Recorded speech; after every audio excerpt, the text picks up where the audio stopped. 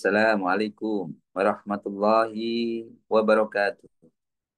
Alhamdulillah, alhamdulillah alamin. Wassalatu wassalamu ala Rasulillah wa ala alihi wa sahbihi wa man tabi'ahu. Asyhadu an la ilaha illallah wa asyhadu anna Muhammadar Rasulullah. Allahumma shalli ala sayyidina Muhammad wa ala ali sayyidina Muhammad walhamdulillahirabbil alamin.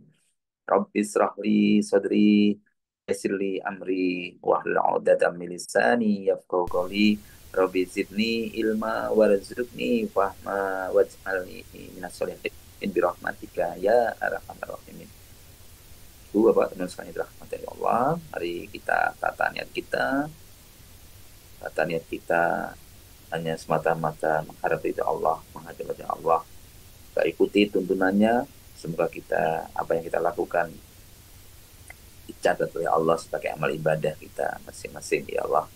Astaghfirullahaladzim, astaghfirullahaladzim, astaghfirullahaladzim. Subhanallah walhamdulillah wala ilaha illallah wallahu akbar wala haula wala quwata illa billahil aliyil azim. Subhanallah walhamdulillah wala ilaha illallah wallahu akbar wala haula wala quwata illa billahil aliyil azim. La ilaha illallah wahdahu la syarikalah lahul mulku wa lahul hamdu wa ala kulli syai'in qadir. Allahumma inni as'aluka ilman nafi'a wa rizqan thayyiba wa amalan mutaqabbala. Allahumma inni as'alukal huda wat tuqa wal khifata wa amalan ya Rabbi lakal hamdu kama yanbaghi li jalali wajhikal azimi sultanik. Rabbana zalamna anfusana wa illam taghfir lana wa tarhamna lanakunanna minal khasirin.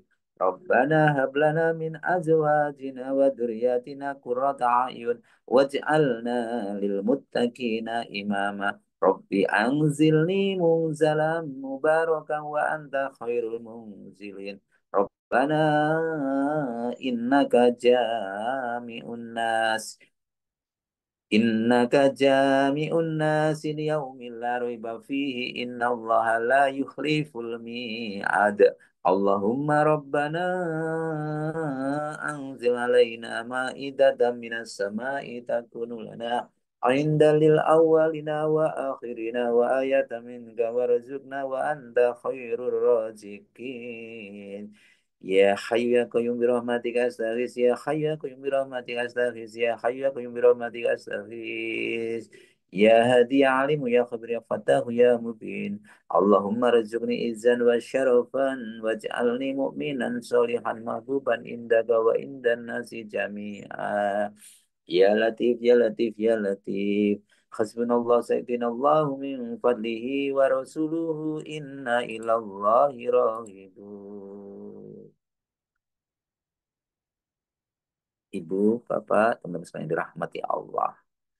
Syukur kepada Allah Subhanahu wa taala, hari ini kita masih diberikan kesempatan, ya, kesempatan untuk menambah kebaikan. Salam serta salam semoga selalu tetap tercurahkan kepada baginda Nabi besar Nabi Agung Muhammad Shallallahu Alaihi Wasallam. Semoga kita semua mendapatkan syafaat fid dini wa dunya wal akhirah. Ibu bapak sekalian dirahmati Allah, hari ini saya ingin menyampaikan satu satu awalan, ya, satu pengantar, satu nasihat, yang nasihat ini juga mengingatkan kepada saya khususnya dan kepada Bapak Ibu sekalian, teman-teman saya pada umumnya, yaitu bagaimana amal ibadah kita supaya tidak sia-sia, agar amal kita tidak sia-sia. Kenapa demikian, saudaraku, Bapak Ibu sekalian dirahmati Allah? Betapa banyak orang yang berbuat baik, banyak yang berbuat amal yang banyak, namun ternyata dia hanya mendapatkan lelah di dalam amalnya.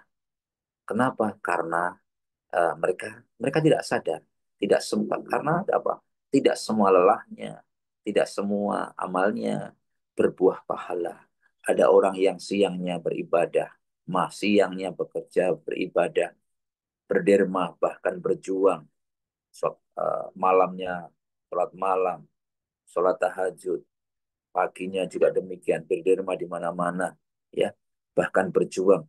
Namun semua itu tidak sampai kepada Allah. Kenapa? Karena kenapa? Mereka tidak sampai kepada Allah, mereka hanya mendapatkan capek, lelah semata. Kenapa? Karena ternyata tidak semua amal itu langsung diterima oleh Allah SWT. Mari kita evaluasi diri kita. Mari kita tengok diri kita masing-masing. Sebelum kita banyak beramal, sebelum kita bersungguh-sungguh beribadah, mari kita evaluasi sejenak. Kita tanyakan pada diri kita masing-masing. Sudahkah kita benar di dalam beramal? Sudahkah kita betul dalam beribadah? Yang pertama yaitu, sudahkah kita luruskan niat kita? Sudahkah kita niat kita betul-betul kita tata niat kita? Di awal kita tata, di tengah kita tata, di akhir ibadah kita kita selalu kita evaluasi, kita tata. Apakah ini selalu selalu dan selalu kami ingatkan, terutama mengingatkan diri kita sendiri. Maka para ulama menjelaskan agar amal kita ini bisa diterima di sisi Allah, hanya ada dua syarat. Syarat utama ada dua. Syaratnya sangat sederhana sekali, tapi sangat walaupun sederhana ini sangat penting, sangat bermakna. Tanpa dua syarat ini, semua ibadah kita, sholat, puasa, sedekah, bahkan jihad kita, bisa jadi hanya debu yang ditiup angin. Itu laksana seperti itu. Artinya apa? Sia-sia. Yang pertama apa? Ikhlas karena Allah. Ikhlas karena Allah. Yang pertama sekali lagi, syaratnya ikhlas karena Allah. Apakah kita melakukan karena kenapa tadi bagaikan debu yang ditiup angin tadi? Karena ingin dilihat orang, karena ingin dianggap baik, karena ingin dipuji, di, karena ingin viral di media sosial, atau karena yang lain-lain. Ibu bapak yang dirahmati Allah. Maka Allah tidak butuh ibadah kita. Allah, sekali lagi, Allah tidak butuh ibadah kita. Tapi kita yang butuh agar ibadah kita diterima oleh Allah. Dan hanya itu yang akan menjernihkan niat kita. Bukan karena siapa-siapa yang yaitu karena yang betul-betul karena mengharapkan ridho Allah, yang betul-betul karena mengharapkan Allah. Itu yang betul-betul karena mengharapkan Allah. Syarat yang kedua yaitu beribadah tentunya yang sesuai dengan syarat, sesuai yang dicontohkan oleh Rasulullah. Beribadah bukan hanya sekedar semangat, bukan hanya semangat antusias, harus ada ilmunya, harus ada tuntunannya.